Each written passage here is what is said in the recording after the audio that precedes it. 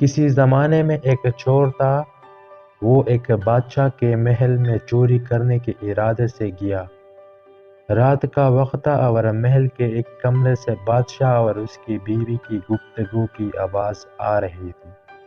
وہ کھڑے ہو کر سننے لگا۔ اگرچہ ایسا کرنا غلط ہے، ناجائز ہے، چوری ہے، لیکن چور تو چوری ہی کرنے آیا تھا، تو اسے سننے میں کیا چیز مانی ہوتی ہے؟ آخر وہ چور ہی تو تھا۔ اس چور نے سنا کہ بادشاہ اپنی بیوی کو یہ کہہ رہا ہے کہ میں اپنی بیٹی کی شادی ایسی آدمی سے کروں گا جو نہایت متقی و پرہیزگار ہو، بہت اللہ والا ہو۔ جب چور یہ بات سن رہا تھا تو اس کے دل میں خیال آیا کہ کیوں نہ میں کچھ ایسا بن کر دکھاؤں کہ بادشاہ میرے ہی ساتھ شہزادی کی شادی کر دے۔ دل میں ہرس پیدا ہو گئی۔ اب وہ چوری کرنا تو بھول گیا، لیکن دھوکے دینے پر اتر آیا اور گھر جا کر بہت دیر تک سوچنے لگا کہ کس طرح میں کامیاب ہو سکتا ہوں۔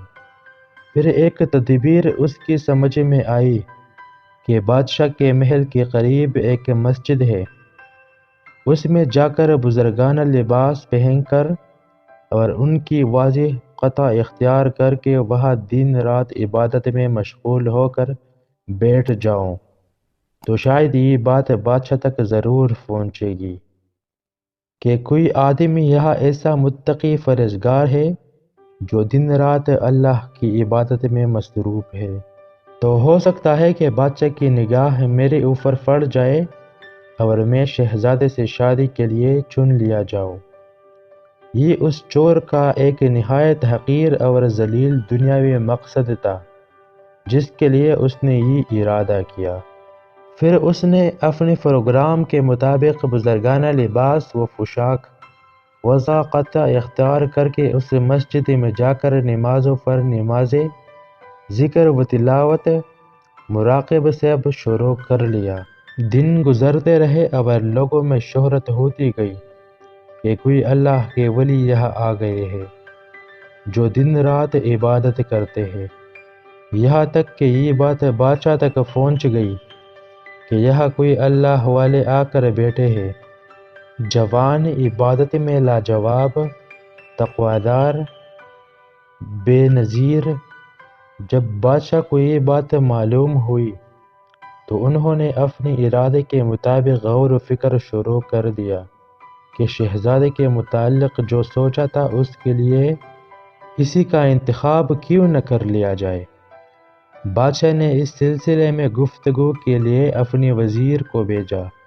وزیر اس شخص کے پاس مسجد پہنچا اور بادب ہو کر اس سے کہا کہ میں آپ کی خدمت عالیہ میں بادشاہ کی طرف سے ایک پیغام لے کر آیا ہوں۔ اس نے پوچھا کہ کیا پیغام ہے؟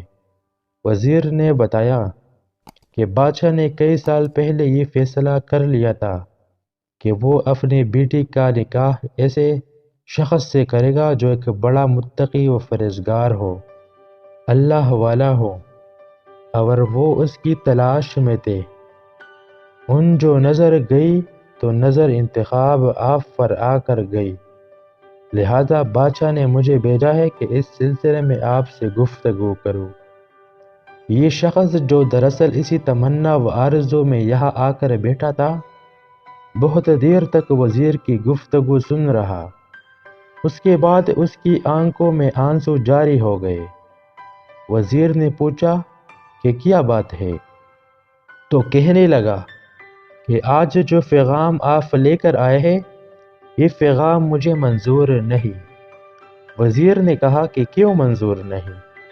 اس شخص نے کہا کہ دیکھیے، میں صاف صاف بات آپ کو بتا دیتا ہوں کہ میں اصل میں ایک چور تھا اور ایک مرتبہ بادشاہ کے محل میں چوری کے ارادے سے گیا تھا۔ پھر جو کچھ بھی ہوا اس کو سنا، اور اس کے بعد چور نے کہا کہ میں نے تو یہ اس ہرس کی وجہ سے اختیار کی تھی، لیکن میں یہاں آ کر بیٹھا تو میرے خدا نے مجھے اپنا بنایا۔ اب بس اس کے بعد مجھے اور کسی کی ضرورت نہیں۔ میرے لیے میرا خدا کافی ہے۔ بے شک جب عبادت ہو جائے، نماز ہو جائے، ذکر ہو جائے، اور ہمارے دیگر واقعی عبادتیں ہو جائے، تو بے شک یہ نمازیں اور یہ عبادتیں انسان کو برائیوں سے روکتی ہے۔